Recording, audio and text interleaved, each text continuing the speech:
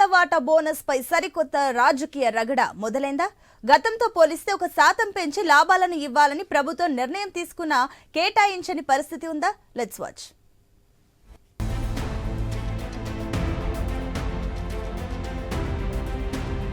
సింగరేణి సంస్థలో పనిచేస్తున్న కార్మికులకు దసరా కానుకగా లాభాల వాటా ఇవ్వడం ఆనవాయితీ.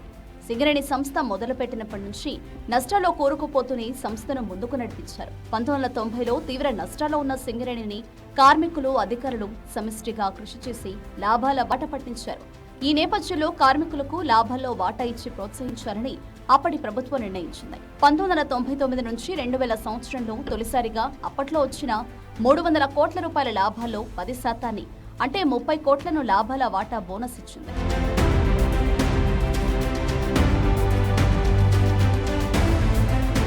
అప్పట్లో కంపెనీలో ఉన్న 1,08,000 మంది కార్మికులకు ఒక్కొక్కరికి సగటున 2,782 రూపాయలు వాటాను ఇచ్చింది సింగరేణి యాజమాన్యం. ఈ సాంప్రదాయం దేశంలోని ఏ ప్రభుత్వ రంగ సంస్థలోనూ చేయలేదు. నాటి నుంచి సింగరేణి సంస్థ వరుసగా లాభాలు సాధిస్తూ దేశంలోనే అగ్రస్థాయి సంస్థగా నిలుస్తూ వస్తోంది. తెలంగాణ రాష్ట్ర సాధన ముందు వరకు సింగరేణి కార్మికులకు లాభాల వాటాగా 20% లాభాలను ప్రకటించారు. 2014లో తెలంగాణలో అప్పటి టీఆర్ఎస్ అధికారంలోకి వచ్చాక సింగరేణి కార్మికులకు 21% నుంచి 32% వరకు లాభాలను అందించింది.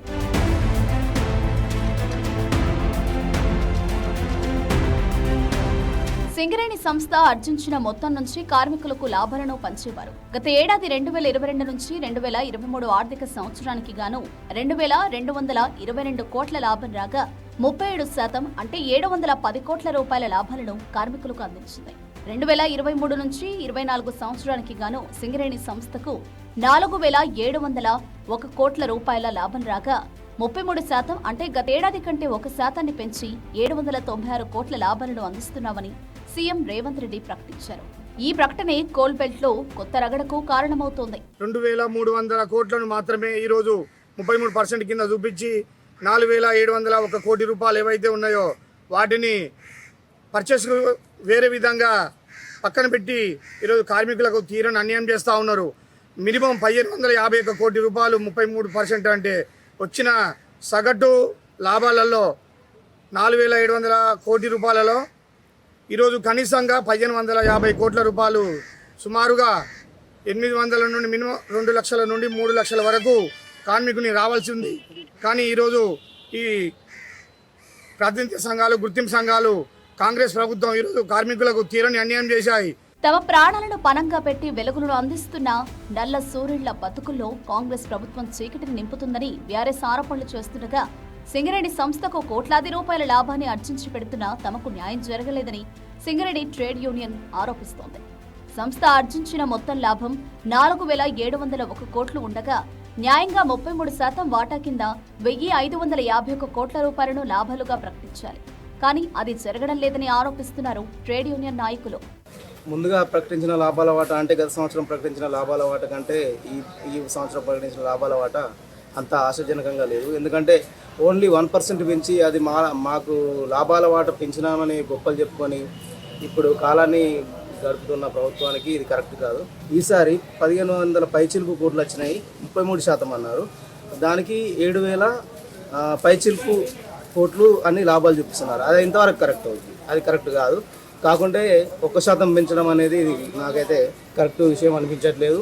సింగరేణి సంస్థలో శాశ్వత ఉద్యోగులుగా 41,837 మంది కార్మికులు పనిచేస్తున్నారు. 33% లాభాల వాటా కింద ప్రతి కార్మికుడికి 3,70,000 రూపాయలు ఇవ్వాలి. కానీ కేవలం 796 కోట్ల రూపాయలు కేటాయించడంతో కార్మికులు, కార్మిక సంఘాలు మండిపడుతున్నాయి. రాష్ట్ర ప్రభుత్వం ఇస్తే మొత్తంగా లాభాల్లో వాటా ఇవ్వాలే కానీ 33% అంటూ లాభాల వాటాపై అసత్యాలు చెప్పవద్దని చెబుతున్నారు.